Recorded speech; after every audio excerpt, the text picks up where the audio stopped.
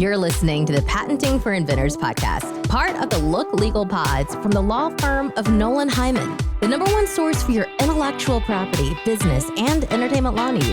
Now here's your host, registered patent attorney, Adam Diamond. Hello and welcome to the Patenting for Inventors podcast. I'm your host, Adam Diamond, patent attorney and partner at the law firm of Nolan Hyman in Los Angeles, California. This episode is When Ideas Defend Themselves, the Strange Rules of Intellectual Property.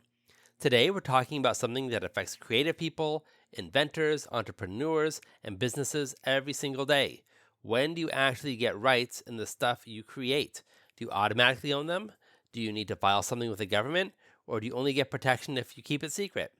The answer isn't intuitive. Copyrights, trademarks, patents, and trade secrets, they're all forms of protecting creativity, but the way the law treats them depends on the underlying policy. So today we're going to walk through the 4 main categories of copyrights, trademarks, patents, and trade secrets, and when rights actually begin. By the end, you'll see why some things give you automatic rights the moment you create them, while others only give you rights if you go through a government system or lock them away like a family recipe. Let's start with copyright, because it's the most intuitive. Copyright law protects original works of authorship fixed in a tangible medium. That sounds like lawyer language, but here's what it means. The moment you write a poem in a notebook, snap a photo on your phone, record a song, or design a graphic, you have copyright in it. You don't need to file anything. You don't need to put a copyright symbol on it. Rights are automatic the instant the work is created and fixed, meaning captured somehow, whether on paper, in a computer file, or on canvas. Why does it work like that? The policy is simple. Society wants to encourage creativity, and we don't want to make artists, writers, and musicians jump through hoops just to get protection. If copyright only existed when you registered with the government, it would be impossible to protect the millions of small, creative works that happen every day. From TikTok videos to indie songs to doodles on a napkin that later turn into logos. Automatic protection lowers the barrier, and that makes sense for creativity, for creative expression. Now, registration still matters. If you want to sue in federal court for copyright infringement, or if you want statutory damages and attorney's fees, you need to register. But ownership itself, that's automatic. It's kind of, you made it, you own it approach. Think about it like this. Copyright assumes creativity is fragile and constant. If the law made you apply before protecting your rights, tons of people would just give up or lose out. Instead, copyright flips the presumption. Protection is automatic, and you only lose it if you give it up, like putting your work in the public domain. Now, let's move to trademarks. Trademarks are words, phrases, logos, symbols, even colors or sounds that identify the source of the goods or services. Think of Nike swoosh or McDonald's golden arches. Even the red sole of a Louboutin shoe counts as a trademark, technically a form of trade dress. Here's the key. Trademark rights arise through use in commerce. The first moment you start selling goods or services with a mark, whether that's a logo on a t-shirt or a name on a coffee bag, you start developing what are called common law trademark rights. You don't need to file with the trademark office. The law cares about whether consumers in the marketplace actually associate the mark with you. Now, why does it work like this? The policy is about consumer protection and fairness. Trademarks exist to prevent consumer confusion and to protect the goodwill businesses build with customers. If customers see a mark and know it means this is from that company, the law says that association should be protected even without registration. Now, federal registration gives you stronger rights, nationwide protections, the Circle R symbol, access to federal courts, and stronger remedies. But the foundation is still use. A trademark that sits unused, even if registered, can be challenged. A mark that's used consistently, even without registration, builds real enforceable rights in the geographic areas where it's used. So the difference between copyright and trademark is subtle but important. Copyright, automatic when you create, and trademark, automatic when you use in commerce. Now let's flip the script. With patents, you do not get any rights just by inventing something. You could spend years tinkering in your garage, come up with the coolest new gadget in the world, but until you actually file and obtain a patent, you have zero enforceable rights to stop someone else from using it. Now, why is that? Because patent law is built on a bargain. The government says, disclose your invention to the public in a patent, and in exchange, we'll give you a temporary monopoly, usually 20 years from the filing date. that monopoly is the right to exclude others from making, using, selling, or importing your invention. Now, many attorneys don't like the use of the word monopoly because a patent doesn't necessarily give you any kind of market power, but just for simplicity's sake, I'll call it a monopoly over your specific invention. The public disclosure part is essential. Patents aren't just about rewarding inventors, they're about enriching society's collective knowledge.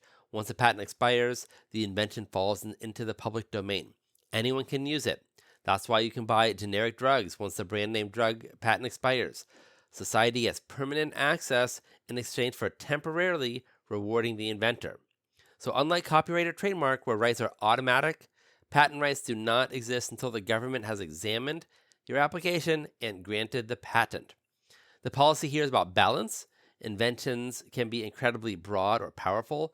If inventors automatically got rights just by inventing, it may clutter the public domain and block innovation.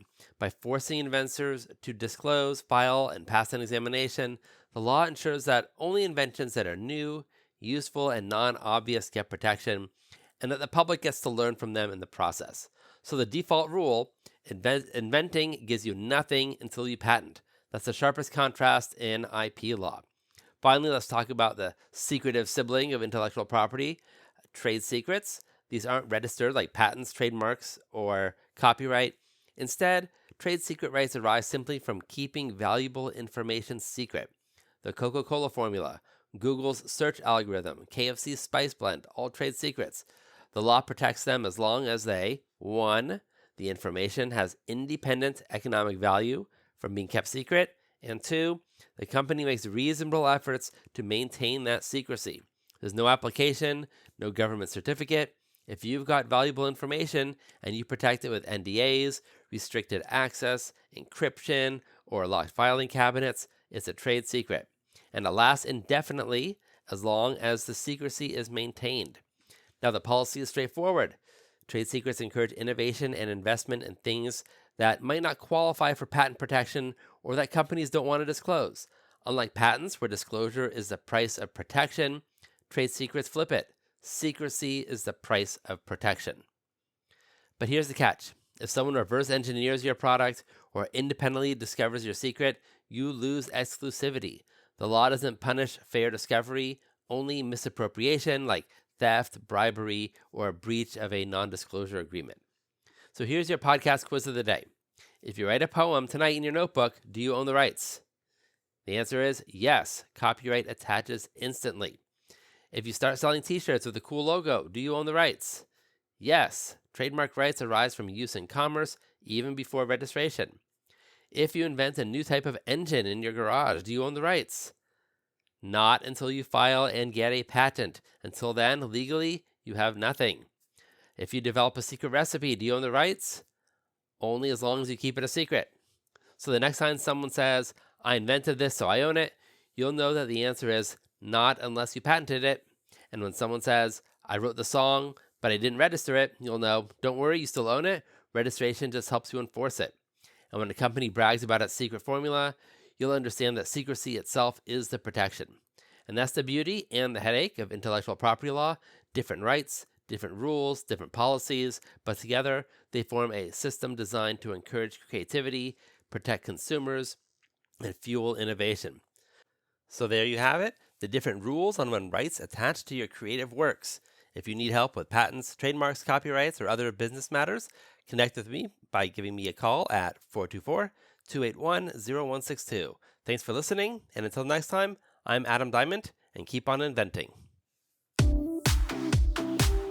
Thanks for listening to the Patenting for Inventors podcast. If you enjoyed the show, please kindly rate and review on your favorite podcast platform. The contents of this podcast are intended for general informational purposes only. The facts of every legal matter are unique, and the content of this podcast should not be construed as offering legal advice for your specific legal situation. For more information about how we can help with your own legal needs, check out our services at nolanhyman.com. That's NOLANHEIMANN.com. Or call Adam Diamond directly at 424-281-0162. The preceding information may be considered an attorney advertisement and does not establish any attorney-client relationship.